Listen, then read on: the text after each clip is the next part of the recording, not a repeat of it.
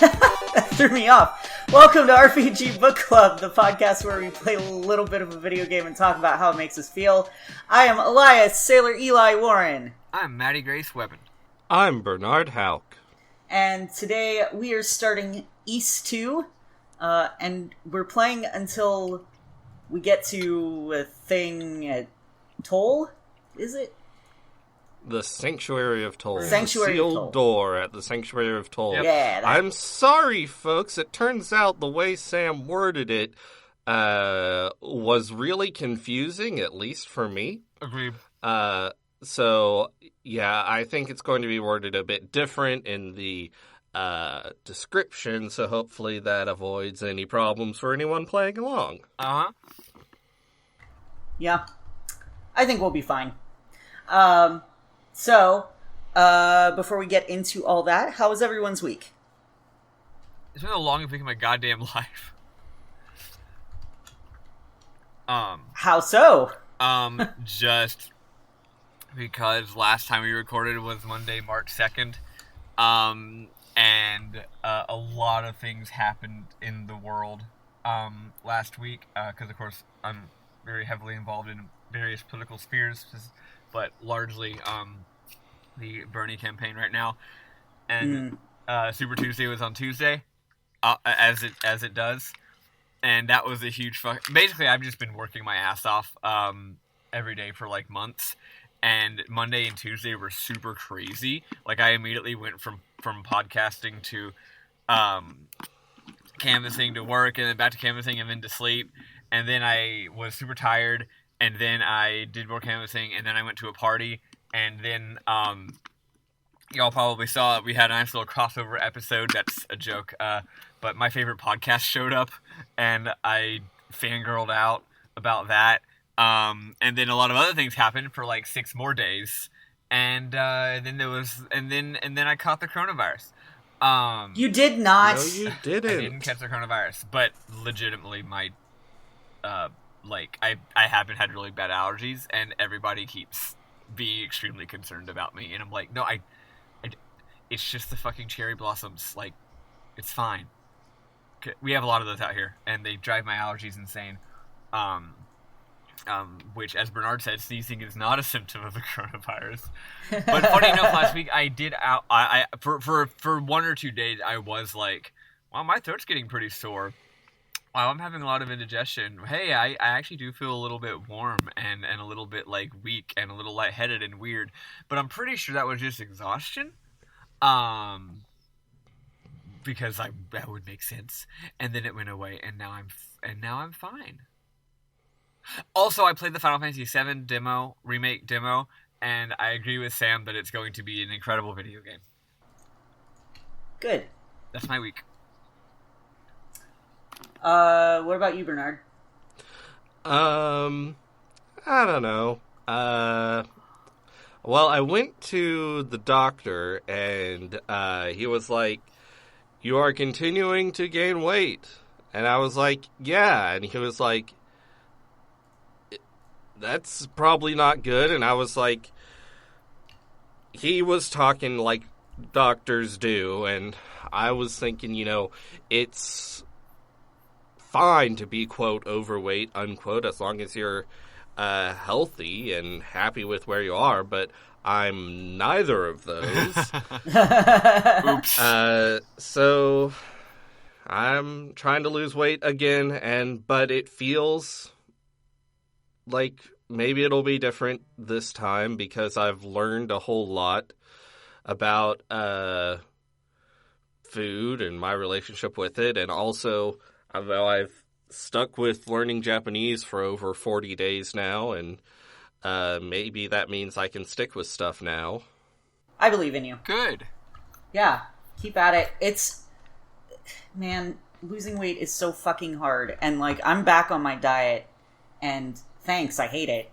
I really don't want to be. I want to just eat whatever the fuck I want. But I'd also like to lose 20 pounds before I go to New Orleans this summer. So, and I will say, like, my relationship with food, I think, has gotten better since my diet because I only gained 7 pounds after 4 months of being off the diet. That's pretty good. Yeah. Nice. I cannot eat nearly as much as I used to be able to. So, I'm feeling pretty good about how I'm handling food these days. I still wish I could just eat whatever, but I'm better than I used to be. So, if I can do it, and I am one of the most weak-willed people on the face of the planet, I believe that you can handle it, Bernard. I agree. Thank you. Trying to think if there's been anything other than that. I don't know. Just being really stressed about the world. Yeah. I hear the stock market's getting annihilated this morning. Not stonks. Yep. The good news for us plebes is that gas prices are going down. I've noticed gas prices are down. So that's very good. glad about that. As far as my week is gone, I got married again. And by that I mean in Final Fantasy. I was like, what? That's a big shock, Eli. You didn't warn us about this. No, my little ninja in Final Fantasy got married to his boyfriend, and it was super gay and super cute, and we had a really fun time, and the person who I thought was going to be problematic about all of it was actually really great. And I had a good time RPing with them. It was fantastic. Wonderful. It was drama-free. Like, everybody was on their best behavior. We all made horrible, dirty jokes all night. I find it hard to believe that gays can exist and be drama-free.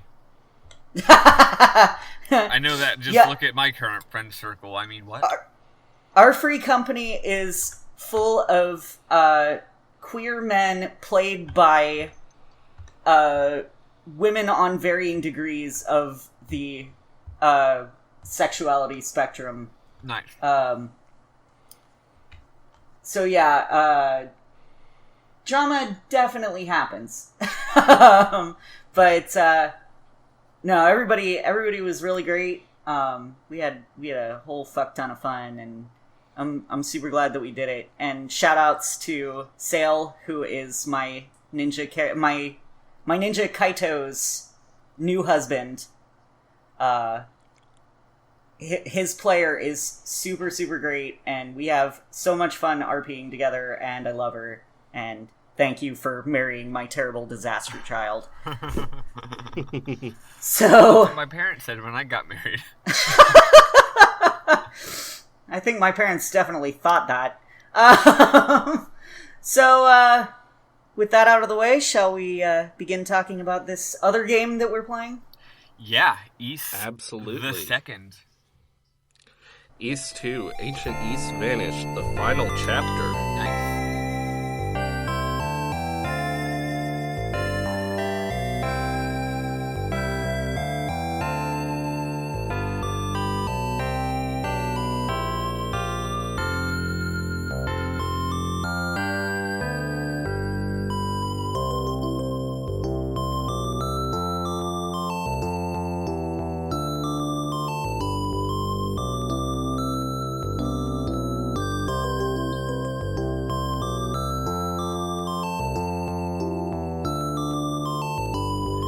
I feel like it becomes something the final chapter if there's just 2 chapters. Like, Yeah, it's true, but final implies that there's like a bunch, right? Like, we're finally there, folks. The second chapter. There have been 15 Final Fantasies.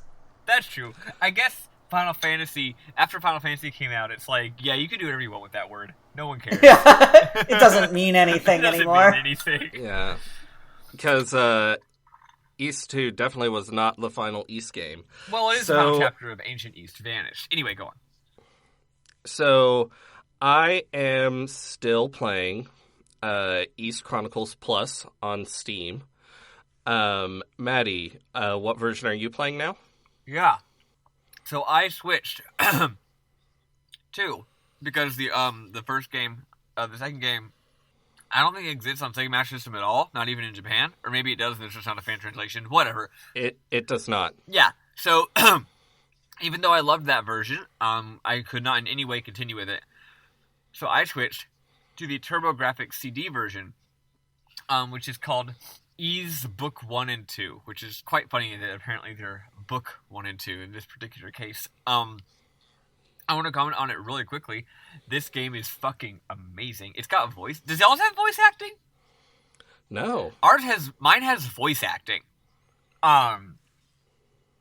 You start it up, and there's an intro, and all the voice acting is extremely, like, Western, like, fantasy cartoon for children, where it's all these, like, vaguely, slightly British-sounding, just sort of vague fantastical kind of accent voices, and these bright anime, 80s anime character designs, and they're just like, Ys, an ancient land that blah blah blah blah blah. But then the darkness happened, and ba-dee-ba-bee-ba-doo-ba-doo, and it fucking rules. So that's really cool and shocking and surprising and neat. The graphics are good but not incredible. The music is absolutely incredible. But here's the coolest thing: the game's not split into two games. I'm assuming in y'all's game you just play Ys 1, and then there's another game that's called Ys 2, right? Yeah, in Steam, they're literally separate games. They're like, they don't share. As far as I can launcher tell, or in anything. most releases, that's how it is. Even when they are released together on like a cartridge or something. In this game, it's just one game. So first of all, one problem with that is there's not like a menu where you can pick Ys 2. You just play, and you play through both of them. That poses a problem for me, who doesn't want to play Ys 1 all the way again, and also doesn't want to find another way to play the game. So, and the weird thing is, in addition to having a battery save, it also has a password system. Oh, that's cool. So I went online and looked up a password. I looked up passwords that was going to be right before fighting Dark Fact, who is called Dark Fact in this game. Thinking, I guess I'll just fucking fight him again. But none of those passwords worked, which is very concerning. But then I found, like, 2 other websites, and eventually I found one that did work, and it actually put me... Turns out, right after you beat Dark Fact, you have to press a button to read the Book of Fact, so you can save right there. So someone saved right after beating the boss and before the ending of the game. So I got to watch the ending of Ys 1 on this version, and this is why I wanted to bring this up. All that narration about, like, he looked over at Fina and thought of blah blah blah blah. None of that. There's no narration. It's just a fucking awesome anime cutscene with no talking. With great music. Yeah, it's all just visual. You just see the characters looking up, and you see the darkness going away, and then you see him turning into a ball of light and shooting up into the sky and going to the floating land of Ys. So he goes up there. He goes to the floating land of Ys, and then he lands, and then in a voice-acted cutscene, a beautiful anime girl is talking to you, and now you're playing Ys 2. That's just how it is. There's not even, like, credits, or this has been the end of Ys 2, or of Ys 1. So you actually get to see what happens, because that was one of my things that I wanted to say, and I forgot to, about Ys 1, is, like, the ending feels really bland, because you're just getting this big wall of text about what the hell happened afterwards.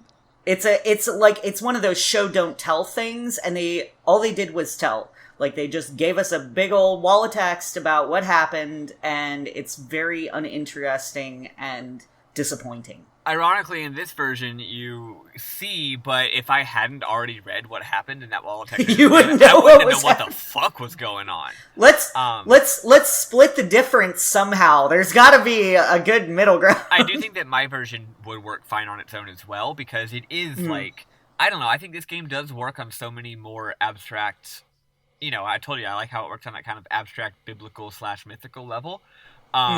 So it being just totally visual and you don't really get what's going on, but like, fuck it, whatever, I think works just fine. But yeah, so that means that, like, Dark Fact isn't the final boss, he's just a boss. and when you get to the next game, I'm now, like, level 30, I was, like, level 37 when I started this game, although you do lose all your equipment. So they had to they had to cheat a little bit because you still have to re-get your equipment and shit like that. Yeah. So anyway, yeah, that's the version I'm playing. It's East Book 1 and 2 for TurboGrafx 16. I highly recommend this version of the game. It's beautiful and amazing, and again, it being just one game is very cool and weird. I gave up again. Aw, Cool. No problem. I am watching Bumpy McSquigums play East 2. So, actually, thanks, Bumpy. I actually have a question for Bernard. Does East 2's combat work, like, aside from the magic? Does the basic combat action feel way different than East 1, or is that just me switching versions? It is different in some ways. The big way is that if you hit an enemy while you're moving diagonally, you're pretty much always fine, which makes it a lot easier, and often you can just... Easier, yes. Often you can just push an enemy while you're going diagonally, push them into a wall, and then they're stuck in the wall, and you're running diagonally so they can't hurt you, and then you just beat them even if they're real tough. So that makes it a lot easier, and, I'm not really mad. In my version, you can't even go diagonally. My version also plays a lot different, but not like that. But just the whole basic way that, like, what happens when you hit someone and how the collision works exactly, it's just way different than what I just played. I don't think I like it as much. I think it feels worse, or maybe I just haven't gotten used to it yet because I jumped in halfway through a game, so the game is expecting I've already played East 1 on TurboGrafx at this point. But yeah, it's a big change in mechanics. It feels loosey-goosey and wild, whereas the previous one to me felt very clunky, but like solid, and I knew exactly what was going on to an extent. But yeah, I don't know. Whatever. Anyway, let's go on. So the game opens with a mysterious robed figure appearing in this weird dark area, and this giant gym thing appears, and they talk mysteriously about Adel overcoming Darm Tower, and the gym light thing wants to see how far he can go, and it's all very ominous and scary. And then there's an incredibly badass opening anime. The version that I'm playing, I believe this anime originated in the 2000 version, and it is so cool and badass, and I love it. And it was directed by Makoto Shinkai, who went on to direct the movie Your Name. What? Which I haven't seen, but... Yeah, I haven't seen it either. Y'all haven't seen Your Name? You motherfuckers. I knew Bernard hadn't seen it. Eli... y'all need to watch that movie as soon as maybe we should just make that our movie night. It's tangentially related. But yeah, Makoto Shinkai apparently, when he got out of college, worked at Falcom for a while. Huh. That's cool. Immediately after that, we see in the Chronicles version, we see a slightly different storytelling method that wasn't in East 1. We have this different sort of close-up, different from the close-ups in the previous one. It's hard to describe how it's different, but it's like sort of animated, like it's a close-up of this young woman and her mouth is moving as she talks, even though there's not voice acting in this one. My game does this too, and it was fucking great, except mine was actually voice acted. Mm-hmm. Yeah. So she introduces herself as Lilia and says she had a premonition and walked this way, then saw you fall out of the sky. And also in this scene, I think Adel talks a little bit. There are subtitles that are in a different color, and they're saying, like, who are you? Yeah. Where am I? In my version of the game, that happens. Here's the thing. I guess to keep a silent protagonist thing or something, Adel's not voice acted. So, like, she talks, but then you just see on the bottom of the screen, who are you, in the text, and then she responds to it. It's weird. At first I was like, the subtitles aren't matching up with what the girl's voice is saying. And then I realized it's not. It's like KOTOR, I guess, Remember how in KOTOR, whenever you pick your lines, they're not voice acted? Mm-hmm. Yeah, I don't know, but yeah. So very, very, very strange. Cool that even the old TurboGrafx version had these changes. The screen goes dark, and Adel awakes in Lilia's house, tended to by Lilia, her mother Benoa, and Leonor, who is a doctor. They tell him to rest, and it's very similar to the first game in this way. After Adel recovers, you go and talk to Benoa, and you ask about Ys, and she's like, yeah, this is Ys. Are you okay? So apparently we're on Ys.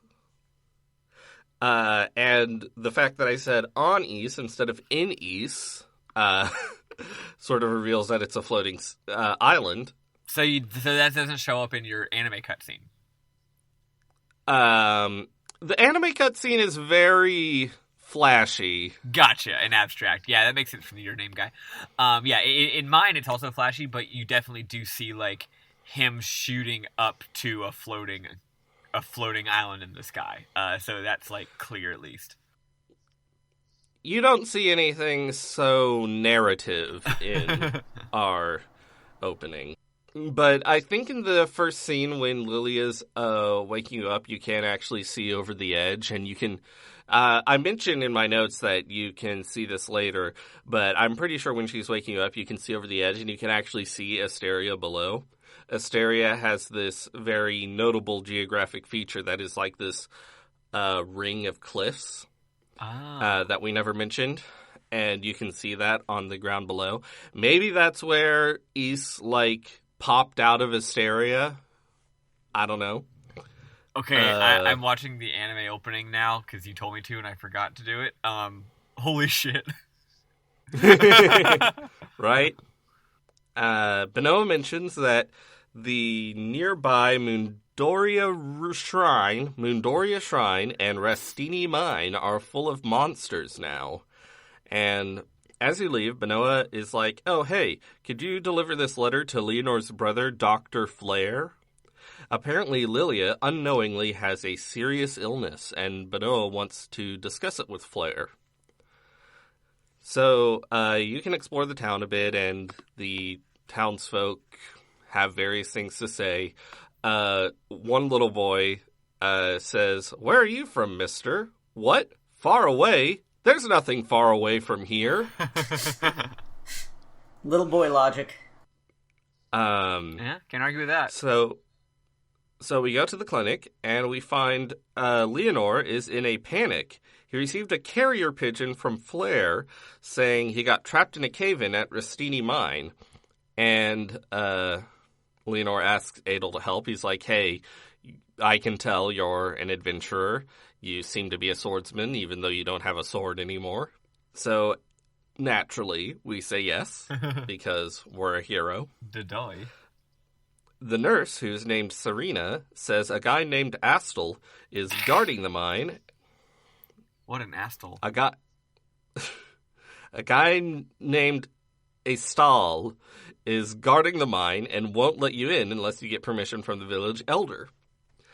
So we go see the elder, whose name is Cornell, and he says he saw two beautiful women who looked like the goddesses, but they disappeared. And in the anime cutscene, we saw Fina and Rhea, so we know that they're still a thing. Oh, I did not put two and two together. So, who knows? Cornell asks if they were from the surface as well. So, he knows you're from the surface.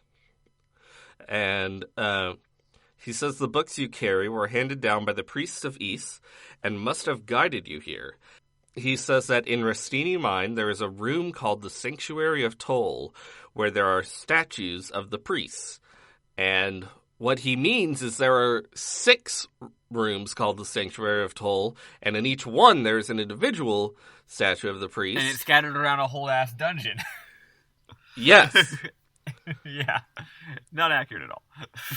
He says we should give the books to the statues. Cornell gives us permission to enter the mine. On the way out of town, we see Lilia picking apples. She gives us one. It can restore a bit of HP, or we can give it to an NPC as a gift. And this is a weird new mechanic. You can unlock secrets and stuff by giving NPCs gifts.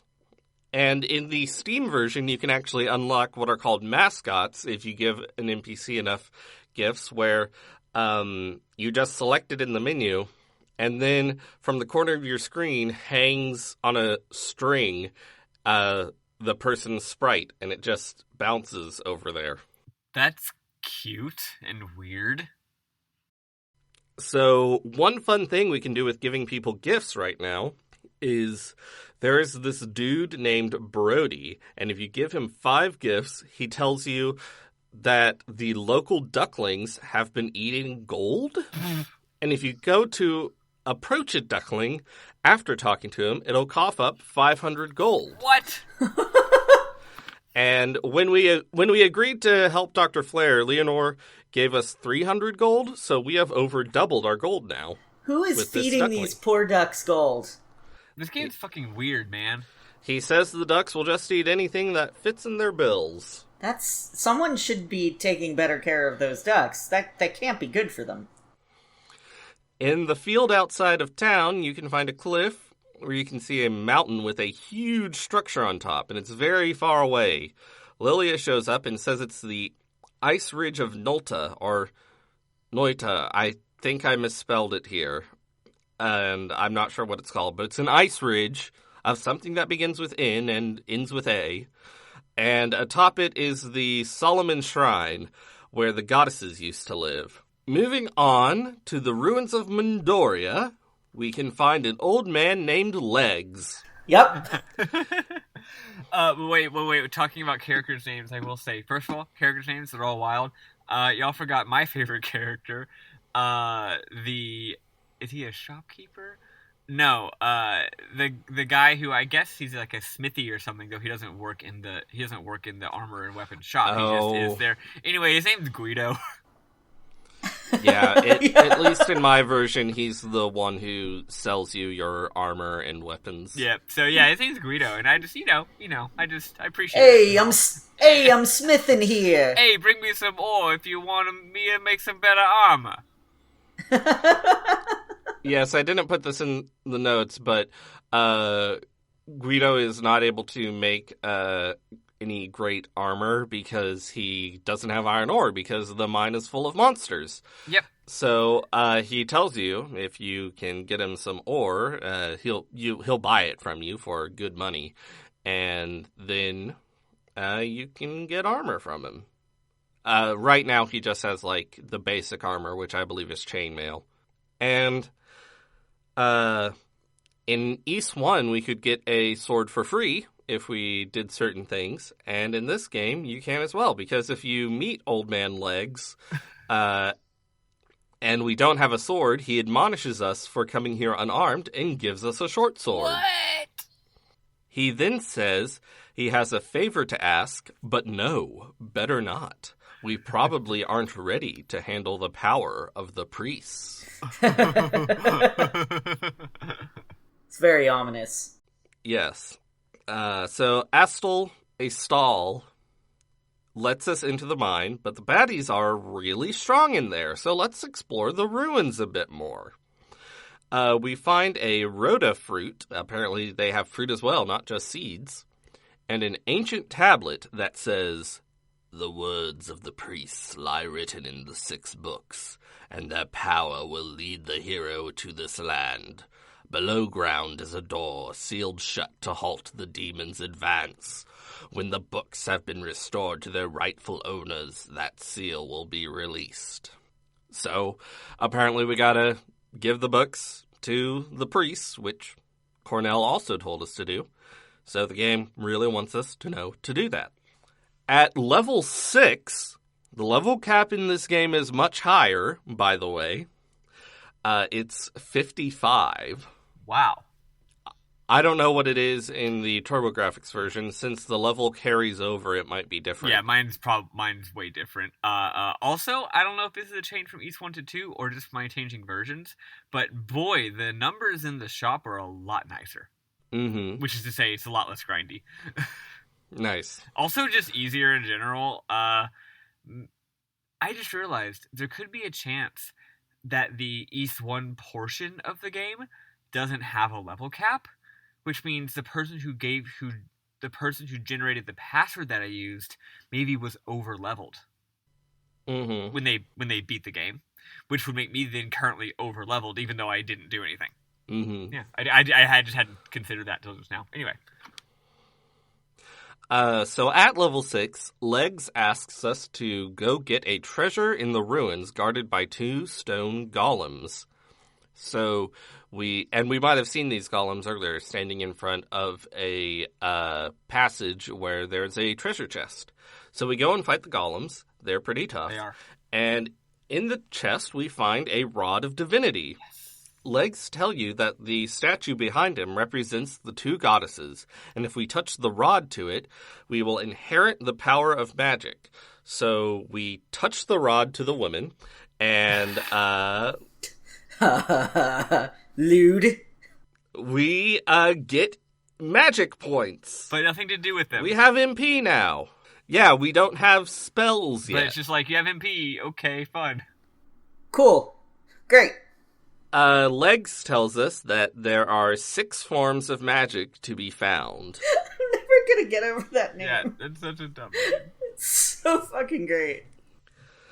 So we enter the Sanctuary of Toal again, and it's sort of confusing. We enter and we're in the Sanctuary of Toal, and we can sort of deal with the baddies there now. And right at the beginning, there is a sealed door, and it's sealed, so we continue on. Yep. And further in this main room that we entered, we find another door, which leads to the tomb of Priest Hadel. And there's a statue of him. And the statue tells us disaster and demons once again plague East as they did below. He says, "He who controls them resides within the Solomon Shrine. When you have brought each of the books of East to its rightful owner, the way there shall be open to you." So we go back out and we find a staircase down into Ristini Mine. And the mine is a fucking maze, and I hate it. It's a pretty tricky one. Yep. I am so bad at mapping out areas in my brain. Me too. So glad I'm not playing. Well, you know what you can always try doing if you can't map areas out in your brain? Map them out on paper. Did you? Nope. No. Mapping out things on paper is so gratifying. I highly encourage anyone to do it. I didn't do it here because I could just barely handle it in my brain, but I considered it. It's fun. It's a good time. But yeah, this maze is pretty tricky. And that's as far as we got before Maddie's terrible computer exploded like it was fucking the Tandy, whatever the number that comes after Tandy is. Strong Bad's first terrible computer. Hi, everybody. So we're re-recording the second half of this episode a week later. And welcome from the future. Yeah. Wow, what a week it's been. Oh, boy. We'll discuss it on the next episode. Right now, let's just let's pretend like it's still a week ago. Well, I will say, at the beginning of this episode, we had some maybe like lighthearted jokes about like Maddie getting coronavirus and stuff. Maybe that's not so funny anymore. Whoops. I would also like to issue a quick correction. In the previous episode, I said something about like 38% of people believe that Corona beer is linked to the coronavirus. Yeah, that was a dumb tweet that I did not source, and I'm sorry. It's not true. It actually is a actually pulled fact that Corona beer sales have tanked. Yes. Though. Have they tanked more than the sales of most non-essentials? Yeah, no, they tanked like right away, even before it became a thing in America. Ah, well. Yeah. Nevertheless. Anyway, I think joking about having the Rona is still funny, but also, yes, it's, yes, I understand. Jokes that we make privately with our friends about terrible shit. That's true, yes. is different from making those same terrible jokes with all the people who listen to us. It's true. The new joke is that I call it coronavirus, and I'm going to say it every single time. Like homosexual. Yeah, it's just funny. Pair I of laugh Sight, every time I say it. I don't care. 2019. I don't care if anyone else. I don't care if anyone else thinks it's funny. I think it's funny. Cool. So, we left off talking about how the mine is a fucking maze and how we should all be as good as Maddie and map it out on paper. Me. But Well, no, I didn't actually map it out on paper. I just suggested that it's a fun thing to do. Yeah, if you like drawing. Wait. Shit. Eli, you're the one who actually can draw things. That's the joke. Go on. Yeah. so we go deeper into the mine and we find the other statues of the priests one by one. And you can find them in really any order, but the priest Tova tells us that we must collect all 6 forms of magic to defeat the evil plaguing Ys. And the guide that I'm referencing, it says you actually only need to get 4 of them, so that's funny. The priest Dabby, which is a terrible name for a priest, says... I'm dabbing right now. Priest Dabby says, "When trouble arose in the land, Ys was lifted into the sky with powerful magic. With it came the source of all demonkind, unbeknownst to those thereupon. Demons are a byproduct of magic itself. They are the flip side of the coin. With magic there shall always be demons inexorably. To end this correlation, we need the goddesses, and so it falls upon you, warrior, to find them." Deeper in the mine, we find some rubble blocking a passage, and the narration notes there's a hole just small enough for a bird to pass through. You hear Dr. Flare calling from behind the rubble, and he says we could get through with a mattock. If we're lucky, we have already found a mattock, and if we're really lucky, we might know what a mattock is. Matlock? Yes.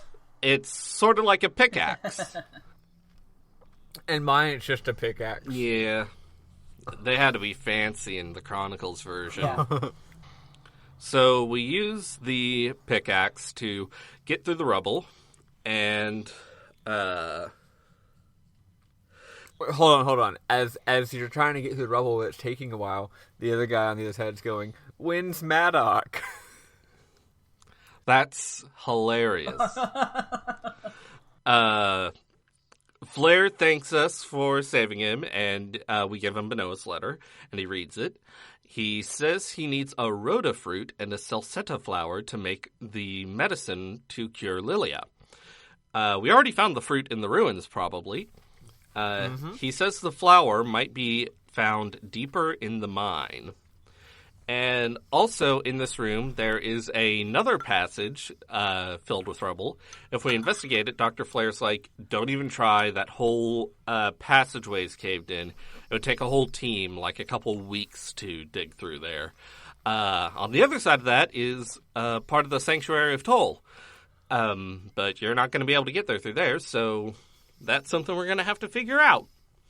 Mm-hmm. Anyway, we leave this room, and we continue searching for more areas of the Sanctuary of Toal. We find Priest Gemma, and he says, "As demons were born of the power of magic, they were pitiable creatures with no purpose in life, other than to fight and eventually to die. As has ever been the case with all living beings, their existence is dictated by their appearance. However, if you could speak with them, perhaps they would have more to say than expected." Oh, hey, that's funny now that we are in the future. Yeah, it is. So Priest Mesa says, 700 years ago, Ys was transformed into a massive arc in the sky in hopes of escaping the threat of the demons. At its summit sits Solomon's shrine. To reach it, you must climb the wall of ice and cross the moat of lava. So we're going to get an ice level and a lava level. Hell yeah. Lava, lava, lava, lava, lava, lava. Very deep in the mine, we find the first boss, Velagunder. And I don't remember doing this in Ys 1, but in Ys 2 at least, the Chronicles version, it shows the name of the boss. And they're all nonsense. So Velagander has this like core that you have to hit with fireballs. You can't attack it physically. You have to hit it with fireballs as it goes across the screen, and it has arms that go around and sort of block the fireballs that you're trying to shoot at it, and it's shooting projectiles at you, and it's pretty much a shmup boss. Yeah, the game's a shmup now on account of your fire magic. It's a real good time. It's not a very hard boss. Did you have trouble with it at all? It took me a number of tries. I had to actually change the way I was playing. I had been using the control stick all up until this point because my version of the game has 360-degree movement. But I found it a lot easier to properly aim and avoid the attacks in this specific situation using the D-pad. For mine, he has a very specific pattern, and it's pretty simple. And the movement is tight, but once you get it, you just do it over and over and over, and it's easy. He goes right in front of you, and then opens his mouth, and then shoots his bullets, and the mouth is open for a little longer, and then he closes his mouth, right? When he shoots a bullet, he shoots a really big one right in front of his mouth, and then there's 2 off to the side, and then 2 more, so there's 5. But there's a gap between the middle one and the 2 that are next to it.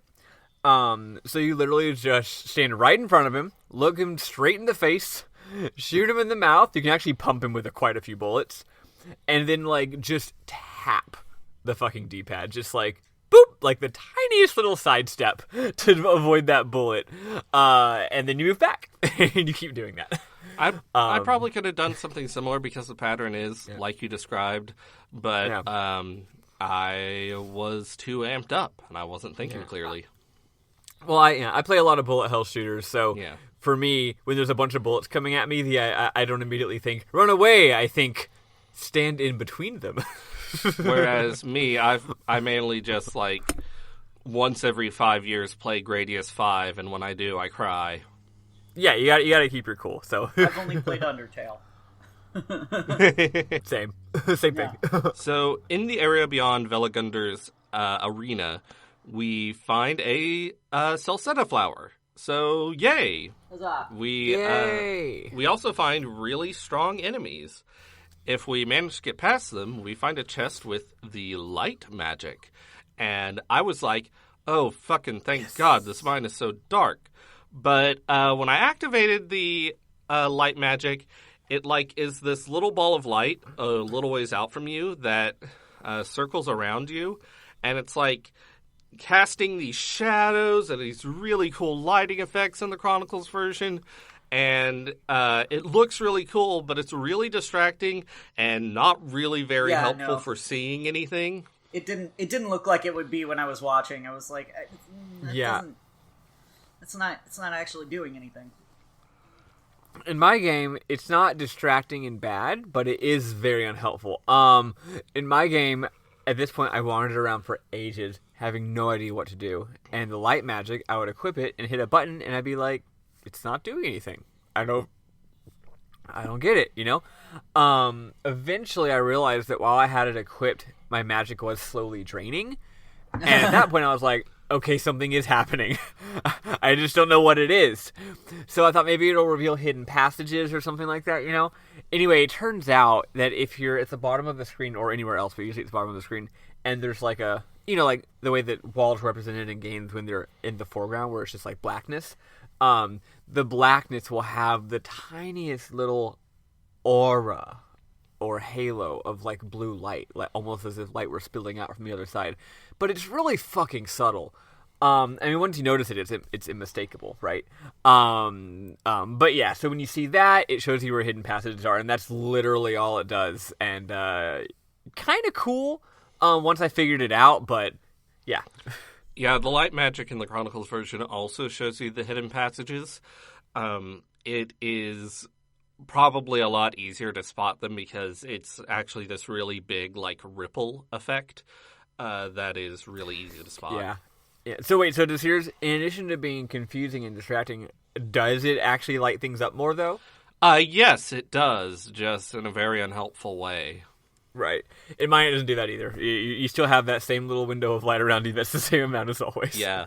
In the Chronicles version, they're showing off how they're doing these like really cool lighting effects. Yeah. Which, good for them. Mm-hmm. The programmers were having a fun time. Yeah. So in one of the passages we find with the light magic, we find an evil bell, and it's really spooky. Oh, it looks like, yeah. It's very spooky. You can use it at will, and unless you use it at the place where you're supposed to, it doesn't do anything bad, even though it's the evil bell. And it just kind of goes, ding, ding, ding, ding, ding, ding, ding. And yeah, it sounds like ominous. Yeah, and in the Chronicles version, you can see a picture of it in the items screen, and it looks like a demon's hand holding a skull, a human skull. Oh, yeah. With, like, mine too. jangles connected to it. It's real spooky. I like to think that it's like a misunderstood goth bell and not truly an evil bell. Yeah. Well, maybe it's like how, as slang, sometimes we'll say that things are sick or bad. Oh man, that's maybe evil that's actually fucking means evil, like dude. Yeah, wicked. Yeah, it's like wicked. It actually means like fucking cool.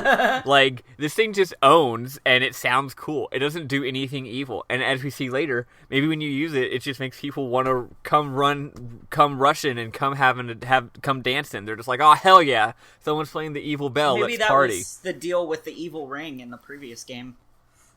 Like, nope, there definitely was another thing going on with that.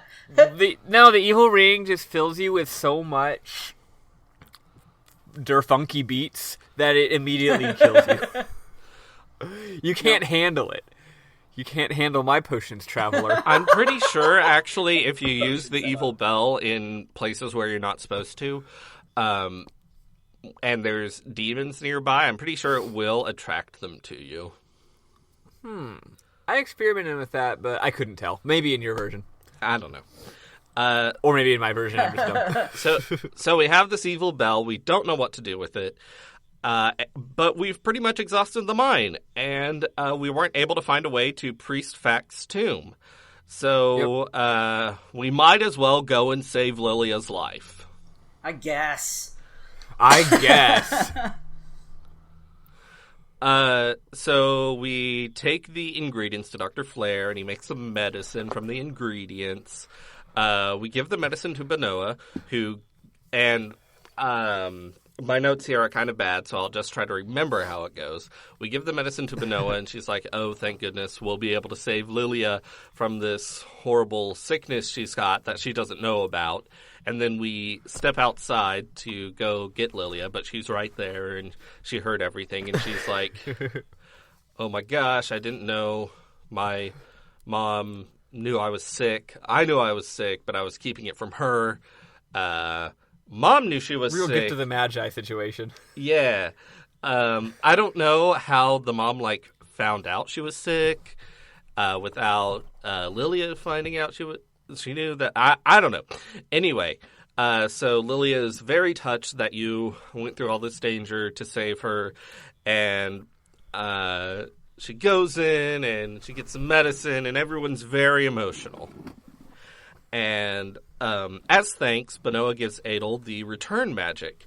It works like a wing in that it returns you to a town, and it's really good that we get this magic because I sure as fuck am never going to remember to buy a damn wing. Nope. There are wings you can buy in this game. Did I buy one before going into Orsini Mine? Sure didn't. No. Nope, me either. Absolutely not.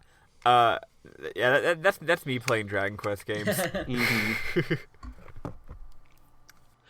So if we talk to Lilia afterwards, she mentions that strange things have been happening since a little before our arrival, including people hearing ominous sounds from underground the town. She's freaked out by the evil bell. She says it might be the fabled evil bell, which is said to draw demons. If we talk to the villagers, they also mention the ominous sounds, and one of them says it seems to be coming from under the house of this dude named Gila. If we go into Gila's house and talk to him, he says creepy noises have been coming from the basement, and he hasn't been able to sleep because of it, and he asks you to check the basement for demons. Are we sure it's pronounced Gila and not Gila? He's just a Gila monster? I didn't know that was pronounced that, but I'm sure... I also You're welcome. Thank you, I'm glad to educate you today. But I'm sure it's pronounced Gila Monster because there is a Steam achievement called Gila's Monster that you get for clearing out the demons in the basement. Yeah, so... Because this game is full of terrible jokes. Yep. I just love how it's like Steam is like it's like a rule. It's like a contract you have to sign where like whatever division of your studio is in charge of putting the game on Steam. It's like, hey, is this a really serious game? Like where like I don't know, like the demon is like a metaphor for your abusive ex-spouse or something, and like yeah. Okay, well, you still have to put a bunch of dumb pop culture references in the Steam achievements. Like, is that a contract thing? Every single game does it. Well, I mean, East has bad jokes and pop culture references sprinkled into the game itself as well. That's true. It's obviously not as jarring, out of place in this game as it would be in other games, but still. Yeah. So we agree to check Gila's basement for demons. And we go down to the basement, and there's an ominous presence. If we ring the evil bell, a fuck ton of demons break through the wall. They're coming to have a party. Yeah. Oh, Lord, they come They want a party on your bones. Bone party. So if we manage to get past the demons, there's a tunnel behind the wall that leads to the final part of the Sanctuary of Toal, where we find Priest Fact's tomb. Priest Fact says, "The demons' strength grows daily, and soon the powers we've been granted will be no more. They still function by the grace and protection of the goddesses, but their time grows to a close bit by bit. If the demons are not stopped, their reign of chaos and destruction shall expand and consume the world entire. But you, warrior, may yet bring peace. Solomon's shrine hides the source of all. Go there and put an end to he who governs this evil. A relic exists, granted by the goddesses. It is known as the Scroll of Guidance. Stand before them and read it, and the way shall be made plain to see. Each of the goddesses' statues is blessed by their will and favor. First find their graven image in Moondoria, and to receive their wisdom. For now it is merely blank paper, but open it before the statues, and you will be told what you must do. Now the sealed door to Solomon's shrine shall be opened." So... Does he give us the Scroll of Guidance here? Or did we get that earlier?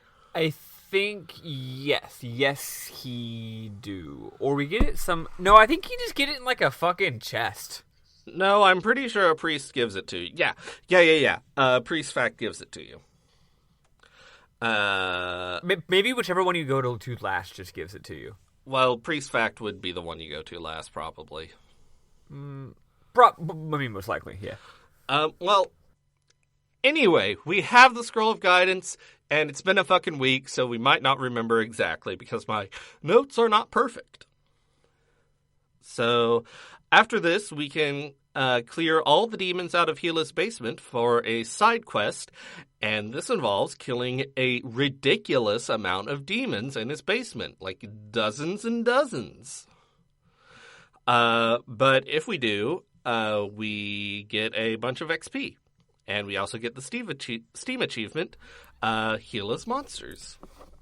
I tried to kill them, and I think the guide I was using suggested I kill all of them, but I don't know. I feel like they were literally just respawning infinitely. I killed them for a fucking while, so I think maybe in this version of the game you can't kill all of them, or maybe it just takes even longer. Who knows? I don't know. There were a lot of monsters. So, yeah, we take the scroll of guidance that Priest Fact gave us. Oh, here in my notes it says Priest Fact gave us the scroll of guidance. There we fucking go. There you go. There you go. Thanks, Pastor Bernard. So the scroll of guidance, we take it to the goddess statue in Moondoria ruins, and we get the following message. To the one who reads the scroll, you are the last hero upon whom we, the 6 priests of Ys, place our hope. The world now teeters on the brink of ruin. Our strength alone is not sufficient to stop the forthcoming catastrophe. We need the strength of a warrior. Please journey to Solomon's shrine. You will find statues of the goddesses scattered throughout the land. Stand before them and unfurl the scroll, and you will be shown a measure of their wisdom. Please, warrior, do what you must to reach Solomon's shrine. I really hope people are enjoying my priest voice, because we're getting a lot of it. I love it. It's good. it whips. So, down in the sanctuary, we see the sealed door near the entrance that we couldn't get through before is open. What lies beyond? We'll find out next week. Hell yeah. So yeah, let's pause, and I'll put some music in when I edit this.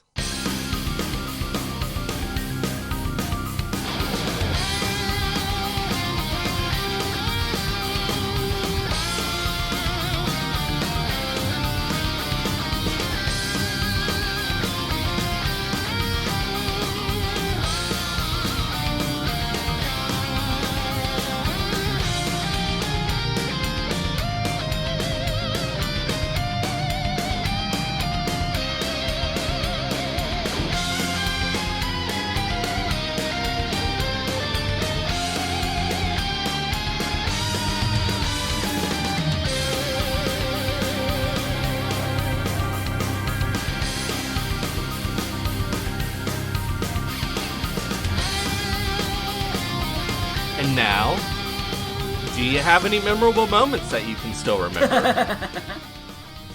Sure do. Bernard, I already talked about like the graphics and the voice acting in the previous week's part, right?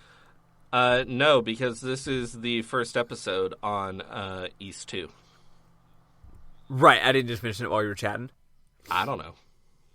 No, it's got voice acting. It's real good. Okay, so one of the things that I like a lot is that in my translation of the game, which is for the most part quite good, though the priests are much less verbose, the enemies are almost exclusively referred to as goons. So you get sentences like, there are a lot of goons around here, and it is very dangerous to go out. Hired goons. Also, something I didn't mention last week, because I didn't notice it at first, is that the character named Leg that y'all were laughing about, because Leg is a dumb name for a person, in mine, he's named Reg. Huh. Which is a weird name, but until we did our episode, I didn't parse it as a localization error of Leg. I was just like, Reg, kind of weird. And now I'm like, oh, okay, yeah. I get it. Short for Reggie. Short for Reggie. Also, the guy who runs the store is named Guido. Yes. Yep, I know you like that. Yep, there you go. Also, his apprentice's name is Roodle. Roodle in my version of the game. People sure have some fucking names, and they really, really fucking do. What do y'all got?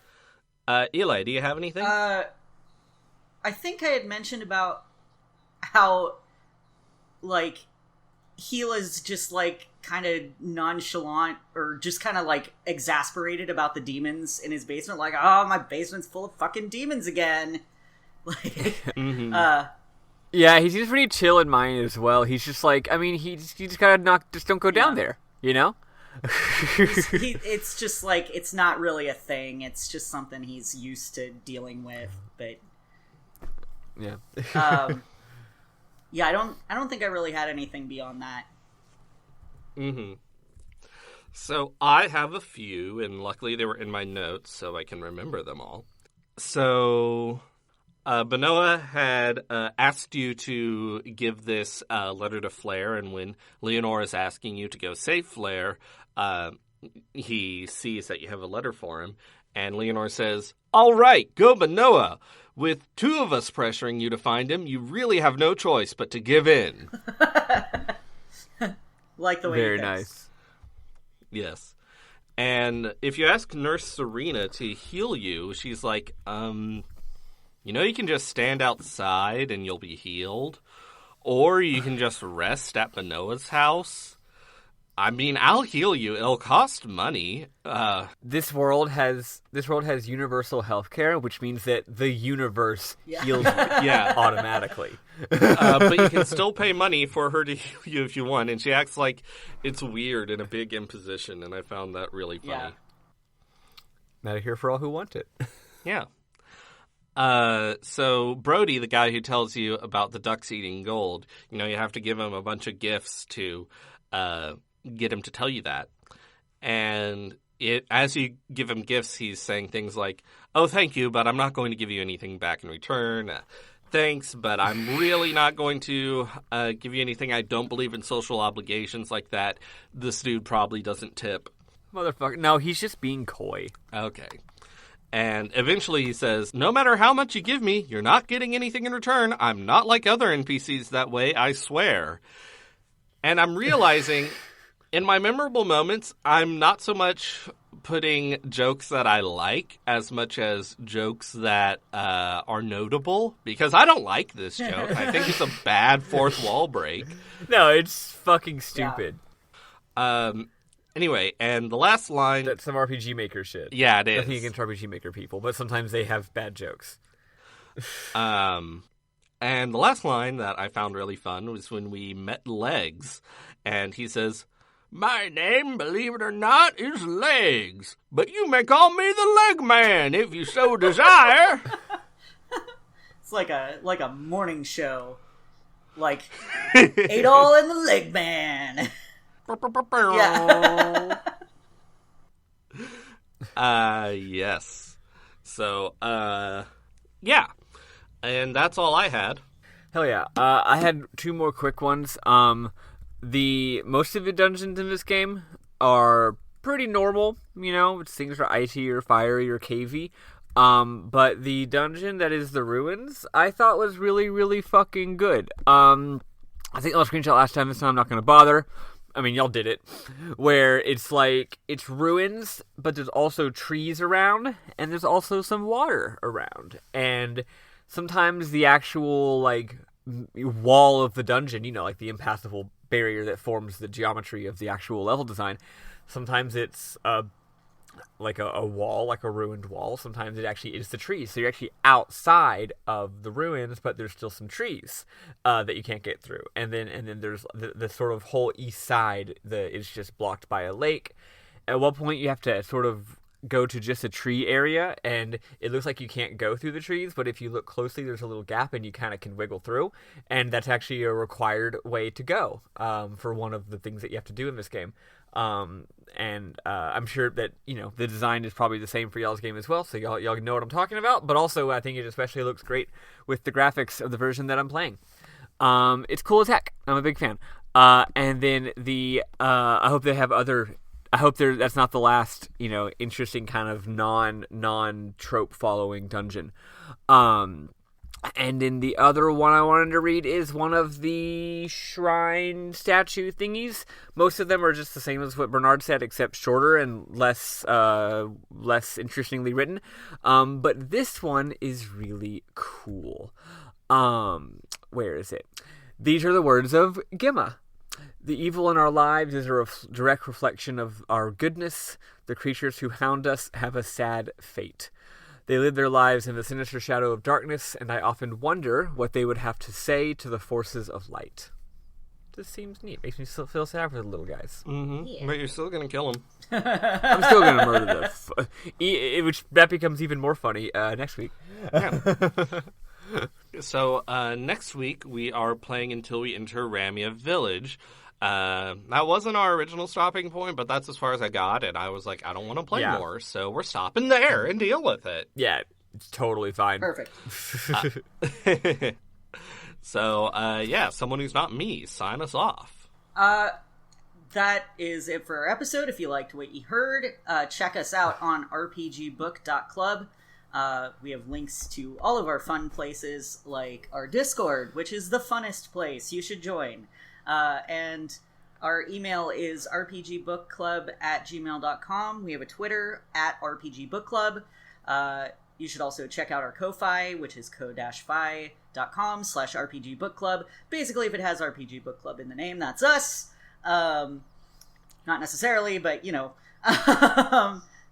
So surprisingly so, yeah. Honestly. It's a pretty simple name for a thing. You'd think someone else would have come up with it, but really no. Like, yeah, it's pretty much us all the time, unless they're saying something really racist, in which case yeah, definitely not us. I mean, that actually is true. I don't think we said anything super racist. I'm not just doing that as a disclaimer.